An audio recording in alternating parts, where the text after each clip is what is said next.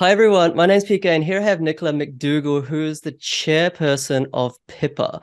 It's a really important agency. We'll talk about that and how she's doing some great work to kind of bring honesty and ethics and competency back into an otherwise completely unregulated cowboy industry, which is Australian property. Like, that's a fact. We'll be talking about that and how you can make the most of her intel, her knowledge, to make sure you don't get scammed.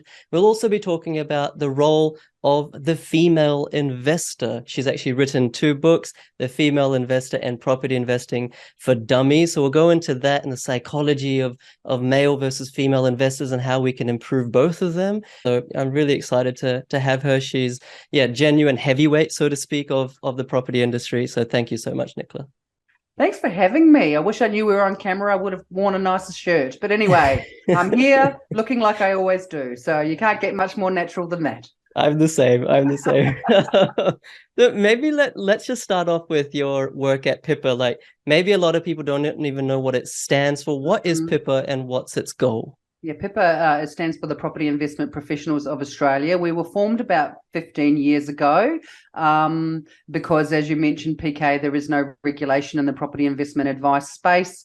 The original founders of the association wanted to create a membership organisation, a voluntary membership organisation where that could lift the standards of the people that are associated in our sector. Our members are voluntary, they voluntarily join our association, and by doing so, they agree to abide by our code of conduct.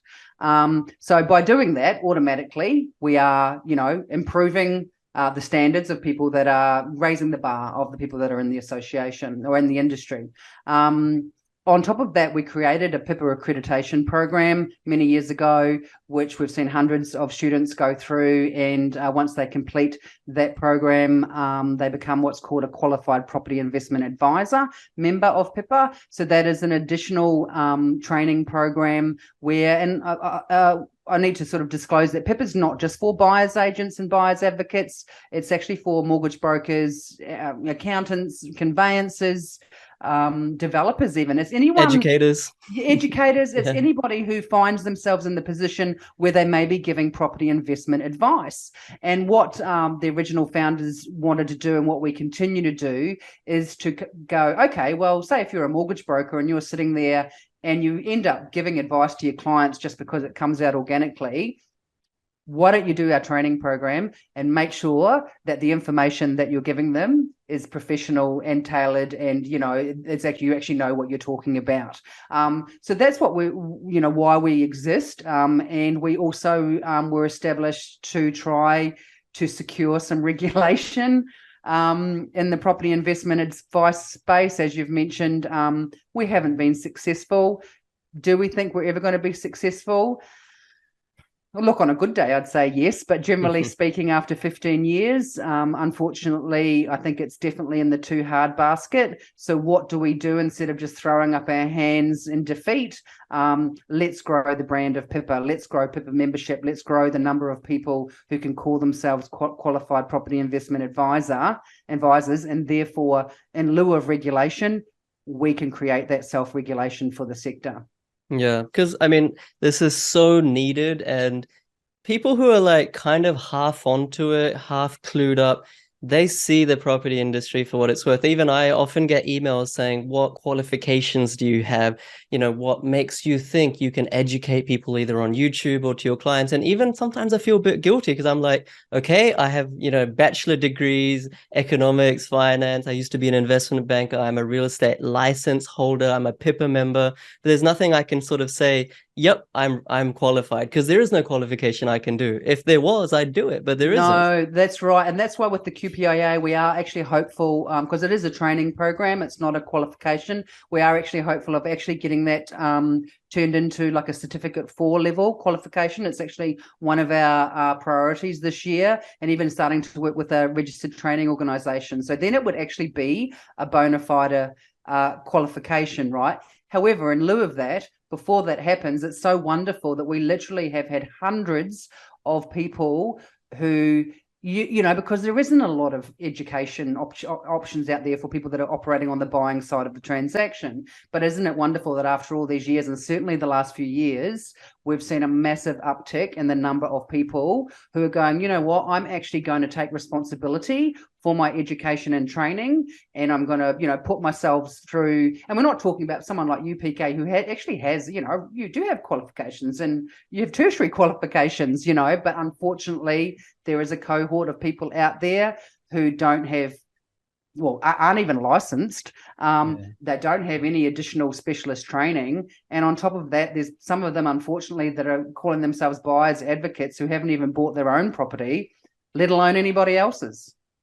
So just to help protect people, like whether it's a course creator or a buyer's agent, buyer's advocate, some rogue mortgage broker, like what are the no-nos? What are the red flags that people should be aware of to say, okay, that person is demonstrating this characteristic or this trait or this practice, I should not be dealing with them. I should not give them my money. Yeah, but before you even get down to the red flags, I suppose it's vitally important that anybody who is considering working with a property investment advisor or an expert, that they do their research on the credentials of that person. Even if they start following them across social media, and you've obviously got, people that are, what are they called, fin influencers or something like that have big followings, but actually are getting paid to spruik particular things, perhaps. So anybody that you are sort of putting up on a pedestal and saying, well, that person clearly is an expert, do your research and make sure that they are, right? And that research is as easy as checking out that they're licensed, checking out that they belong to certain industry associations such as PIPA, like you do, PK. That's pretty simple to just, and it always surprises me that people, I don't know, they get so caught up in it. And I guess people that are, promoting get rich quick schemes and all of this sort of stuff, the holy grail of real estate, all of these things, people, and because they tap into people's emotions, they're not doing actually the research into, is this person who they say they are, do they have the licensing? Do they have the experience? Do they have the industry association memberships to actually be out there to call themselves an expert? And it's not about the person who can bang the loudest drum. It's actually about the person who has runs on the board and who can actually, who's not just telling you stuff, right? They can show you, it's in writing and things like show and tell. It's not just telling you, well, this great, this is what I do, or whatever. It's actually about showing you the results that they've achieved for clients over the years, and not being and certainly if anyone is actually thinking about working with someone, they've done their research, any advisor or educator worth their salt will happily pass on testimonials, references, anything along those lines, when you can actually talk to somebody who has actually used that person's services, because you can't get a better reference than that. So it's really about people actually taking responsibility for the decisions that they make before they choose to work with someone who may not have their best interests at heart, because unfortunately, spruikers, snake oil salespeople have been around since time immemorial. They come and go depending on market conditions. But one of the easiest ways that you can ensure that you don't get sucked in by one is to do your own research and take responsibility for doing that yourself before you make any decisions to work with anyone. Yeah, no, really well said. And it's really hard. Like, as let's say I'm a brand new property, it's so hard because everyone's trying to sell me something, and this person's strategy looks super legit and they have testimonials. This person's strategy looks super legit. It's the complete opposite strategy, but they have testimony. It's like, it's really, really hard with all the misinformation. Exactly. And I think as well, it's about investors or home buyers or anyone who's here, because I think property investment is anyone that owns property, right? I mean, it's an investment regardless of whether it's your home or it's an investment property. Obviously one's more emotional purchase than others, generally speaking. But I think people need to also educate themselves on what strategies may be best for them. because there is no one-size-fits-all strategy out there, and that is the domain of spruikers. Definitely, they'll be promoting just one thing, whatever that might be, and it will seemingly suit everybody. Doesn't matter if you're single, married, how old you are, where you live, what your income level is, what your, disposable income is, what other loans you might have. Seemingly, there is one holy grail property out there that's going to make everyone $1 million. Well, that's not true. So I think it's important, for investors or anyone involved in property as a property buyer to, educate themselves, and whether that is through following bona fide experts or reading books or anything like that, or working with people who actually, can actually educate them along the way. Well, then again, it's about taking personal responsibility before you get what's the word called, attracted by some shiny lights and promises of riches further down the road. Yeah, no, really well said. And I almost think that regardless of how quickly you want to buy a property, it's so important to just take maybe 2, 3, 4, 5, maybe 6 months or more, and get a diverse range of free education, different podcasts, different YouTube channels, different books, different content. And so you'll get to see who's who in the zoo, and then make your mind up. All right, I can really trust this person because I've seen the antithesis of that, as opposed to be caught up with the emotion.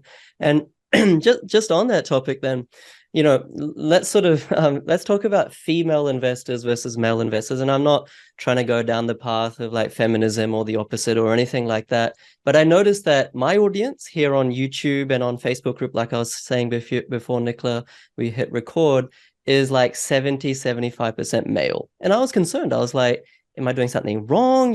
Should I be, am I delivering the message in a way that females aren't, understanding it or being, resonating with it? But then I looked at the actual stats of property investing, and it's actually about 25% of all property investors are female. Should that be more? Probably. It should be pretty even. I don't know how many females in Australia versus males, but I suspect it's kind of 50-50, 60-40. What's kind of your thoughts? Like, why? And I'm bringing this up with the intent of helping everyone. What are your thoughts? What is holding females back? Is it the lack of trust in people, or how can they actually, take that first step, next step, and invest? And it's interesting that you say that, PK, because every year for the last 8 years, PIPA has done our annual investor sentiment survey, right? And last year was the first year, which is kind of embarrassing, I might say, that we actually asked the gender of the survey respondents, and that's where the 27% of survey respondents identified as females. And that survey, we get a couple of thousand of respondents, and the results last year helped to overturn the Queensland land tax. So it does have gravitas. I'm very happy to say, like, one of the best professional days of my life. I might have drunk quite a lot of champagne that night. I think everyone breathes a big sigh of relief that day, for sure, including me. The reason, so my friend Kate Hill and I wrote The Female Investor, which came out in April last year. It won the Personal Finance and Investment Business Book of the Year award at the end of last year, which was amazing. It's written by 2 women, 4 women. The reason why we wrote that book, and I actually had the idea for the book in 2018, but didn't do anything about it, was that we recognised that well, even before we had that stat, we just knew that there wasn't as many female property owners as men. I think the reasons for that are multiple and myriad. Generally speaking, perhaps until the last 10 or 20 years, women probably didn't feel that they had the expertise to forge out on their own. Like, if we just think about the property investment advice space, or the experts operating in this space and educators, how much that has changed in the last 10 or 20 years. So if you go back before, say, 2000, it's not that surprising then that there wasn't a lot of expert help out there for you. So that's probably it. Women, perhaps, and I've always been a strong proponent in you can't be what you can't see. So if they didn't have any role models in that space, and let's be honest, the property sector and the property investment sector has been heavily male dominated for generations. Not anymore. thankfully. Myself as the chair of PIPA, my other friend Antonia Mercarella, the chair of REIQ, the CEO of REIQ. So, that's changing, but it's probably a little bit of that too, that women just didn't feel confident enough to do it. What we wanted to do by writing the book was to educate women. Our book is quite different in that we don't, we actually cover all the different options available for you. Our book is really about education. Like you just said before, we want women to read our book, and we've said it's like the beginning of your education, of all the things that you need to understand before you decide to invest in property. Sure. Right. And it's actually after they've read our book, hopefully they'll be able to go, you know what? I actually kind of would say all the different strategies that are out there, I kind of like that strategy. And then they go, okay, well, who are the real bona fide experts in this space? And it could be XYZ. I'm going to start following their content for a while. I might have an exploratory chat with them and take my time. So I think it's a variety of reasons. And what the main reason why we wrote the book was to hopefully inspire the first generation of financially independent women, because the financial outcomes for women in 2023 during their working lives and in retirement are still far inferior to men. The gender pay gap doesn't change. Women will always predominantly be the principal caregivers of their children, take time out of the workforce because of biology. If relationships break down, obviously the financial situation for female usually becomes worse. So with all of those things probably not changing a heck of a lot because of biology, perhaps, what can we do as women to improve our own financial futures? And it's about, okay, well, I'm going to educate myself. I'm going to work out what is the right strategy for me personally. And even if they only buy one investment property, or maybe two, the key is to hold them independently as long as possible throughout their lives. And even if they only purchase one or two properties, the financial changes to their life will be significantly better. So that's kind of, so I don't know if that really answered your question. I think there's so many things you could unpack in time that we don't have available. But I think the tide is turning.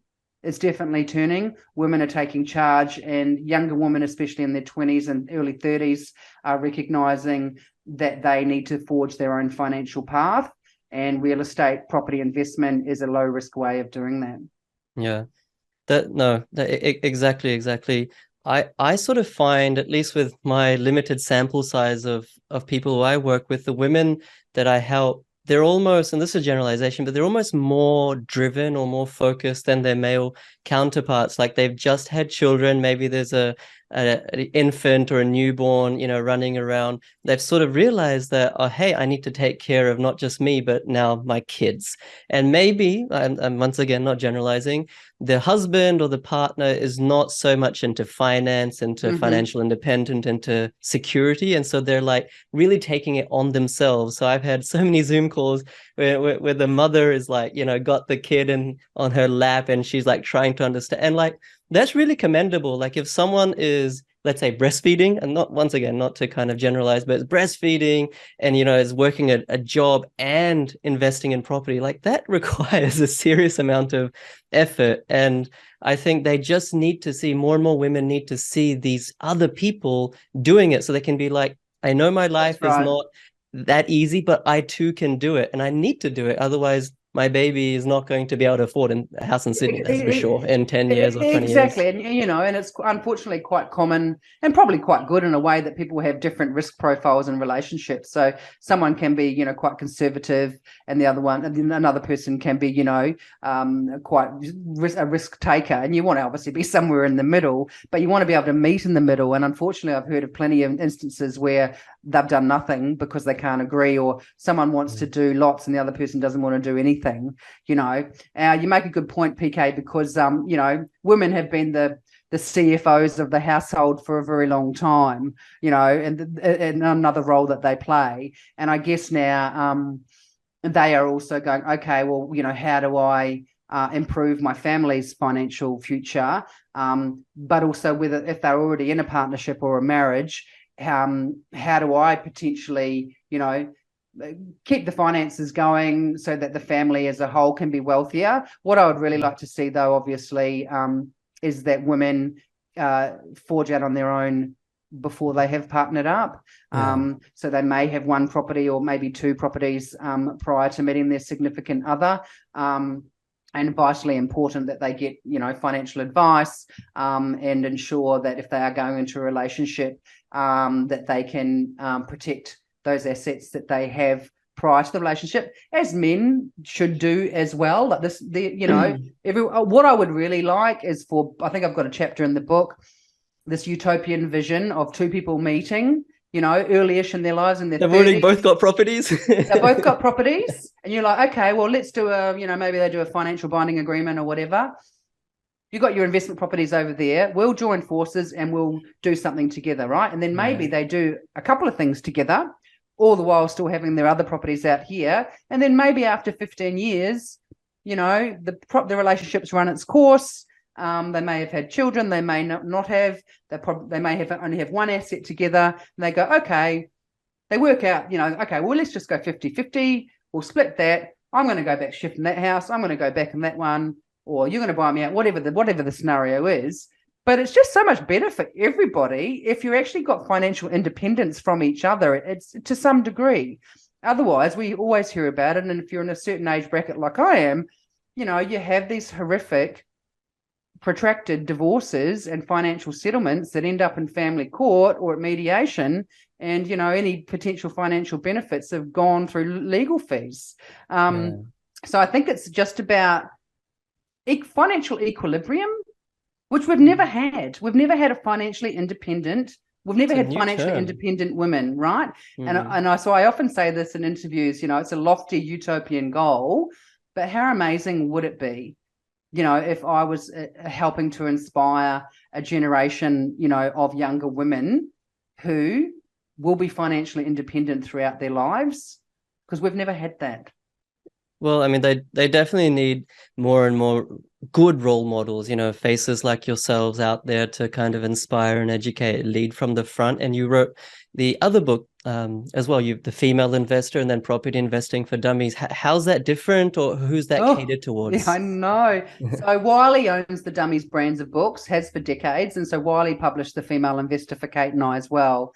And The Female Investor was only out for a couple of months. And then my editor from Wiley rang me one day and said, we really want to do the new edition, the third edition of Property Investing for Dummies. And you're the only person I want to do it. And I'm like, okay. Like, obviously my ego was just like, yeah, go me. Little dance. I know, right? Said yes without even having read the previous edition. The previous edition was written 10 years before. So, and look, writing an updated edition is not as much work as writing a book from scratch. However, could you imagine if you think back 10 years ago, and I've been involved in property since 2006. So I've seen all the booms and busts. I've seen economic downturns. This isn't, my first rodeo at all. Yeah, it's almost 20 years. Yeah. But could you imagine, like, if you're updating a book that was written at the just in the midst of, I would think it was written in about 2012. So could you imagine what the price points of properties were? We haven't had the two Sydney booms yet. No, it was before the Sydney boom. Well, actually, it was probably the Sydney boom was just about to start if you actually knew what you're looking for. And Hobart too, actually. The price points, like the prices in there were like 400. There was references to 105% mortgages back in the days when you used to be able to borrow like the entire cost of the property plus expenses. Self-managed super funds were the new black, which they are still not giving financial advice, but they are, they're still out there, but they're certainly still not possible. Everyone was like, self-managed super fund lending, isn't this great? 2012, lots of references to the GFC, which was kind of ironic, right? So I was writing it between June and September, October last year. And having to edit out references to the GFC and including references to the COVID-19 pandemic and the economic shocks that were associated with both. So whilst quite different, clearly, the things that happened to the economy and the levers that were pulled were exactly the same. Of course. Yeah. So it was kind of, and it was almost like a walk down memory lane for me, having been involved in property for so long, and certainly heavily involved in it back in those days. It was just like, oh man, I'd completely forgotten about that. Oh, that's right. Do you know what I mean? So it was actually quite kind of magical in a way. And if you ever, when people sort of this whole thing about timing the market and things like that, I wish in a way that someone would, if they wanted to, buy the old copy, because I think they were still on sale until the new copy came out, and then buy the new one, and then do a compare and contrast and look at what has changed in 10 years. And GFC, the property sky was falling seemingly. Everything was bad news bears. And here we are 10 years later, and I'm having to change price points in there from 400 to 800 and all of these different things. The interest rates used in that first book or in the second edition had a 7 in front of them. Mm-hmm. So it was actually, as I said, it was a lot of work. It was probably a bit more work than I was anticipating, given that so much had changed.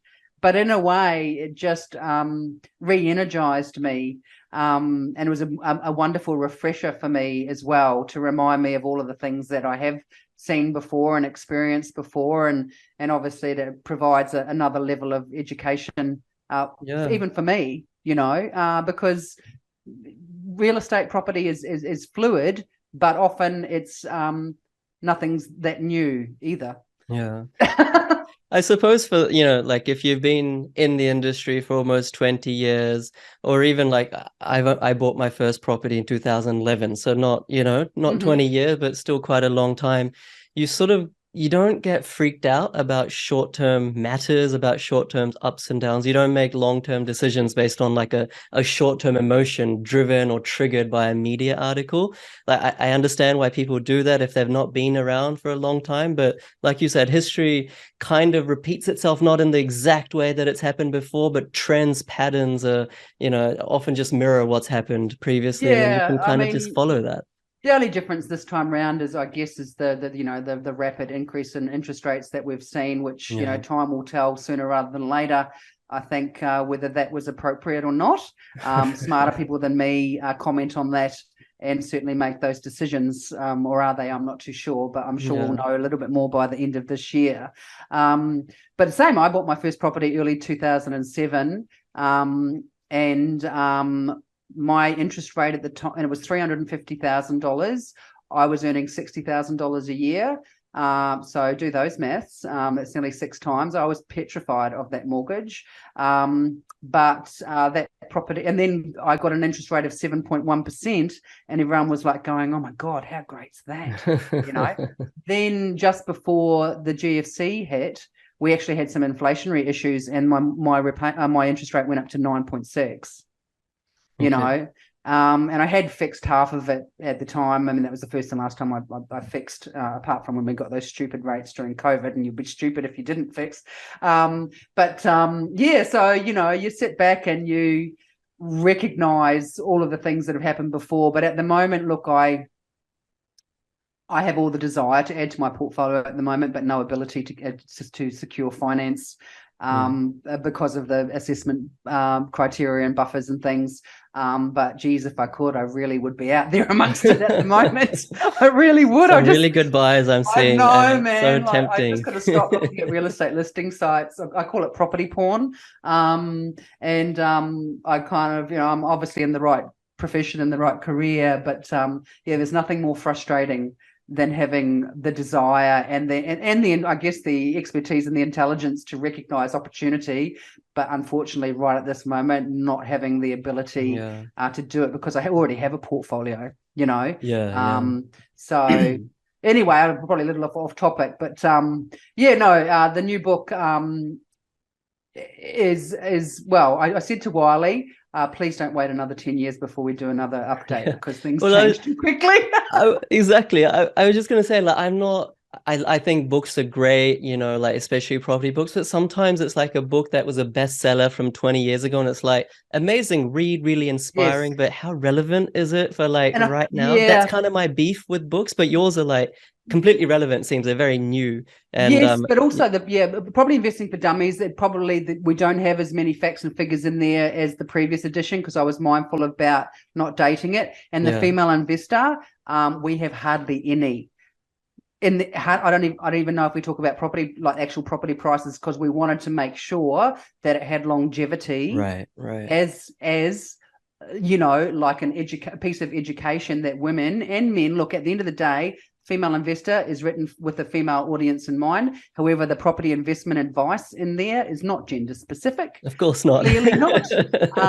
But so we were very mindful of that when we wrote the female investor, that we wanted to make sure that it but you don't want to date it, but then obviously there's always the opportunity to if they're doing another print run, to make changes anyway. So no, it's been so good to chat with you. And I think three sort of takeaways for anyone who's watching or listening. One is, if you are going to hire someone or pay someone to help you with your journey, please take your time. Please make sure that they're at least a PIPA recognized or accredited person or company, and licensed, of course.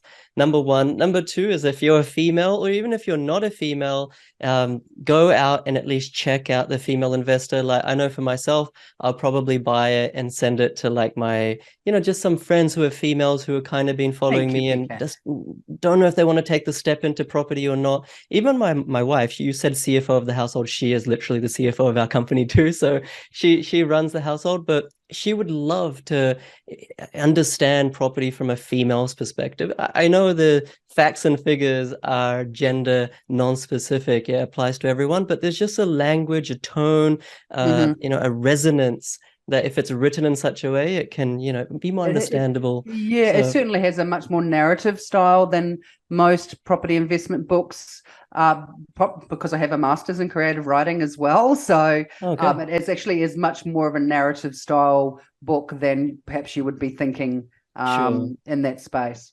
Yeah, that's really important. And Property Investing for Dummies. I don't know if I cater to the audience of Property Investment Dummies, but I'm really tempted to get it anyway and just at least put it on the bookshelf and open it up every now and then. Well, it's a bit like a Bible, really, without using a religious term, but it really is. It's a very, very detailed guide for people, whether they're first-time home buyers or investors or more seasoned investors and things like that. Talks about tax and various things that we don't really get into in the female investor. But certainly has a role to play. And Dummies books clearly are very, very popular and successful around the globe. So I'm very happy to be a Dummies author, and there was actually 2 smaller ones coming out later in the year. No, good on you. I mean, good on you for doing that. Yeah, I've told myself I'm not writing anymore this year. It's not easy to write a book, right? So good on you for saying yes and then figuring it out later. I know, and there's so many times that you've sort of said yes to things and then you kind of go, oh, what have I done? But anyway, how do you eat an elephant? A bite at a time. I think that's a fun way to live life. Say yes, figure it out later. That's right. Otherwise, you'll regret too many things in life. But I follow Nicola on LinkedIn. Like, that's kind of where I kind of follow her updates and posts and stuff. Nicola McDougall, you can go check her out. And how do people find out more about PIPA? Yeah, well, if you could just go to the PIPA website, which is pipa.asn.au. We also are on LinkedIn and Facebook. But your LinkedIn for me professionally is kind of where I'm at. I do have some other social media things associated with the books and whatnot, but I've just found, that LinkedIn for me is the best place. Because I do wear quite a few different hats. Yeah. No, you are a very, very, very busy person. I can see that from your different activities that you do. But I'm very grateful that you've taken time out, Nicola. This went over the time that I expected, but I'm grateful for every minute of it. I appreciate it a lot. Yeah, I always said no one cares about your financial future as much as you do yourself, whether you're male or female. So take responsibility and get educated. Well, thank you so much, Nicola. Great. Thanks, mate. Cheers.